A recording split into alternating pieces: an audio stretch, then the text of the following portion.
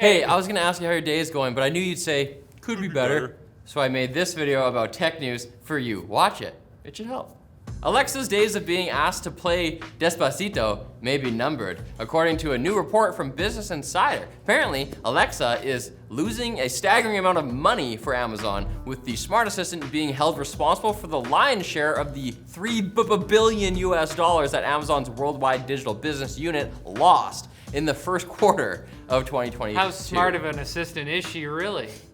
Although Amazon says it's continuing to invest heavily in Alexa, the tech giant's recent layoffs heavily affected divisions working on AI and natural language abilities. In the tech industry, that's known as negative investment. Take it away and see what they can do. One big issue was that most folks were interacting with Alexa in ways that Amazon couldn't monetize, such as giving the weather, and the repeated user privacy scandals didn't help. Although this shouldn't mean that Alexa is gonna stop working anytime soon, there is a chance that improvements might be slower and less noticeable. So expect her jokes to continue to be terrible. They're all just variations of the chicken in the road. Not ours though. No, ours are great. Tons of variety. Meta's Galactica AI model was trained on 48 million pieces of data, so it's kind of appropriate that it only lasted 48 hours before getting shut down. The idea was for Galactica to quickly and accurately answer scientific questions by going through millions of scientific research papers, then summarizing the relevant findings. Unfortunately, the Galactica demo that was released on November 15th mostly just spewed out a bunch of garbage. The model was not able to clearly answer whether vaccines caused autism. Are you able? The answer is no. They don't. And even provided incorrect answers to basic arithmetic.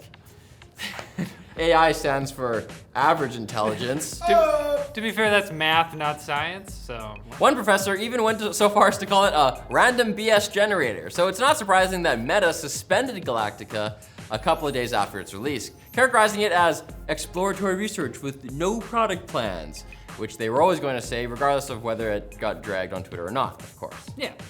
It was always going to get dragged on Twitter. And if you're waiting for a new Team Green GPU to hit the market that isn't double the price of its predecessor, we now have a time frame as to when to expect NVIDIA's RTX 4060.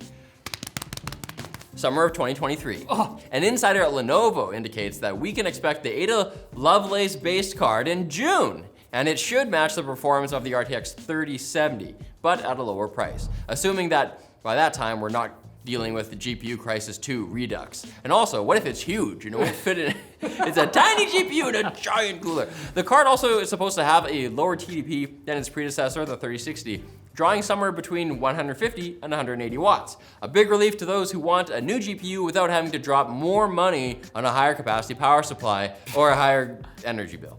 Especially with the upper end of the 4000 series being more of a power hog than Emperor Palpatine. I don't like this. Have you seen comparison. that guy with his? Yeah, but he doesn't. Your lights are like hog. He doesn't hog the. It's not lore. People with the Force next to him have nothing.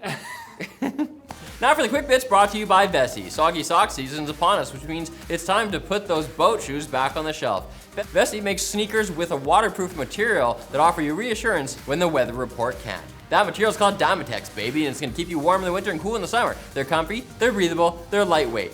Vessi is also giving away a free pair of socks. Socks to the first 100 people to use the code SOCKSTechLink. So check out their early Black Friday sales at the link below, Socks Tech Link Socks users. on TechLinked? No. Socks! When the tech news faucet gets turned off, there's still a few drips that dribble out of there. And that's how the quick bits are born. Elizabeth Holmes of Theranos infamy is looking at a significant amount of hard time as she was sentenced to 11 years and 3 months in a new home.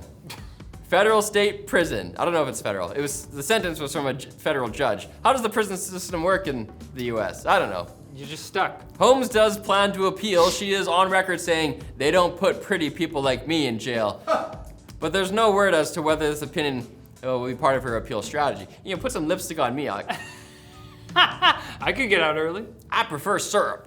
Elon Musk is taking another L, but this time it isn't because of how he's running Twitter. Instead, Tesla is recalling over 321,000 vehicles because of a software bug that's causing the taillights to malfunction.